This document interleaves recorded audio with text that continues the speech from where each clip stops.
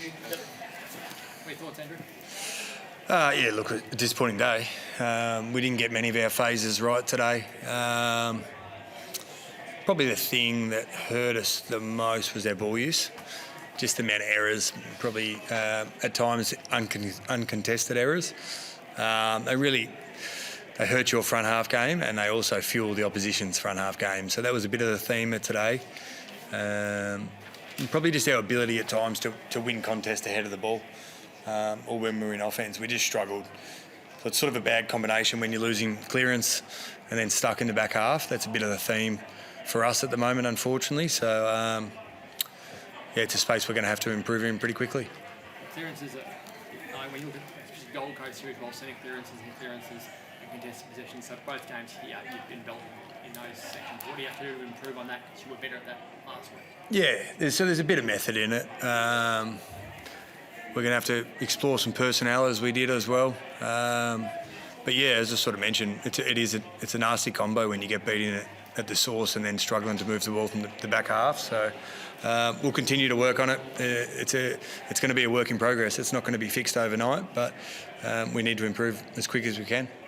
Jeremy McGovern came off with that groin injury. Have you got an idea early on how severe it is? No, not the severity of it. We just understand we had to sub him out straight away. So there's clearly something in it.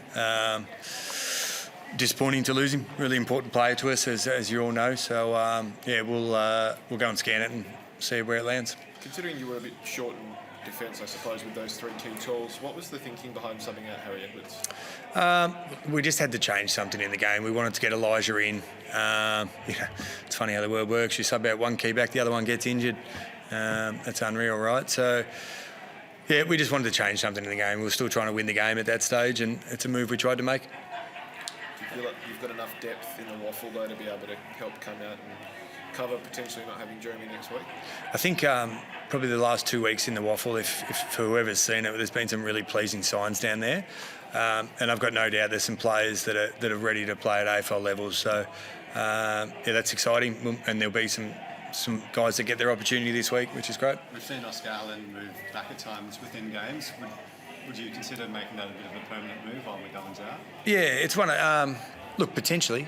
Spoke to Oscar about that at the very start of pre-season. We knew we were slightly thin with key backs, but he's played a little bit of key back in his career as well. So it's an option, and we'll just have to see where it goes and matchups and who we're playing. How much are you feeling for him at the moment? Because the supply today just wasn't there at all and he seemed to be frustrated at times. Yeah, look, it can be the life of a key forward sometimes. It's not an easy position to play, so...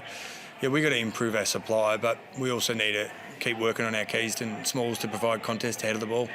Archer Reid looks to have something special about him. What do you make of not only his performance today, but how he's going? Yeah, I thought it was one of the shining lights, if there was one to come out of this game, was Archer.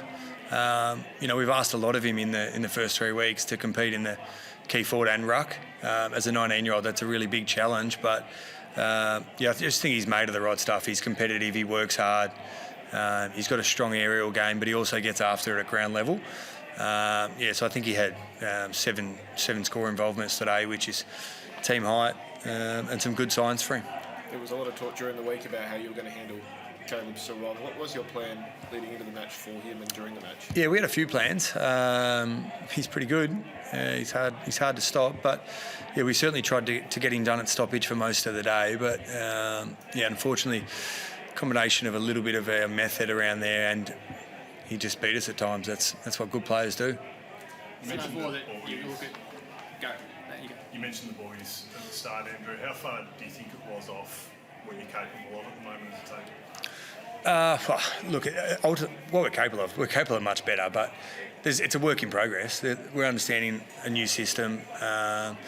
Just looks like at times they're just making some, uncharacteristic errors.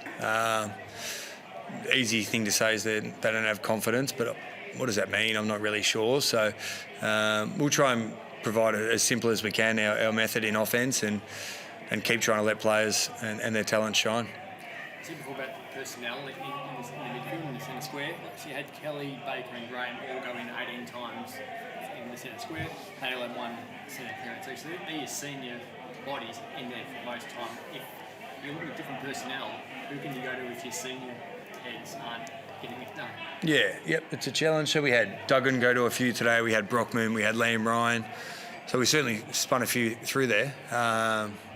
And that's what most teams do. They're capable of being able to play multiple guys through centre bounce, and we'll keep exploring that.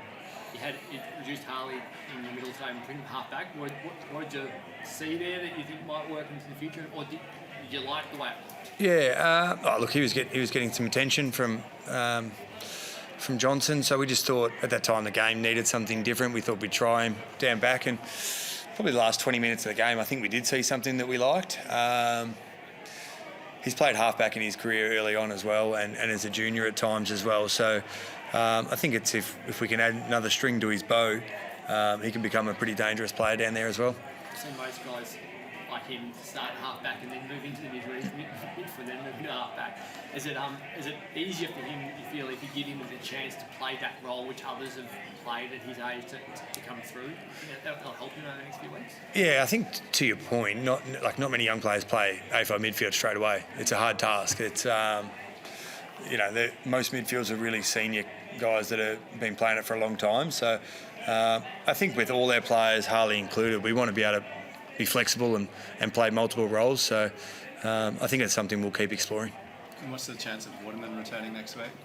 Yeah, there's some chance. Yep. So he trained quite well on Thursday, and was a chance for this game, but we didn't quite get there. So the outlook is probably similar to last week, to be honest. He still has to train and be able to cope with the workload required.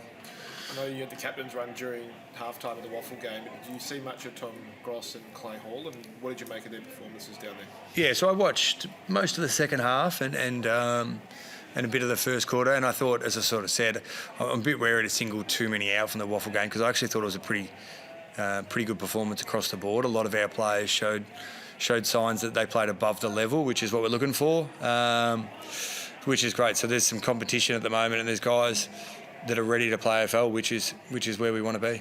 There was a few comments though from fans that were a bit perplexed as to Hall not getting a game after 15 disposals and 7 clearances. Was he a bit stiff to miss out? Yeah, he was. Yep, it was a difficult decision for Hawley to not play him, and understand we want to reward good performance, but ultimately Graham came back in, and we, rather than move all the magnets to fit Clay in as well, the balance of the team is always a challenge and something we're working on.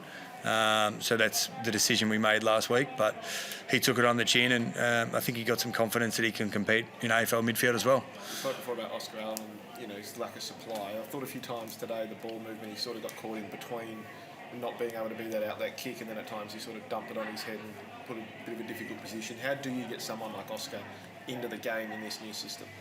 Yeah, it's going to be a work in progress for not only Archer but all of our forwards. We're still working on our ball movement. It's clearly not where we want it to be.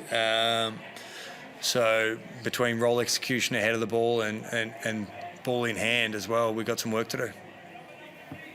Cool. Thanks.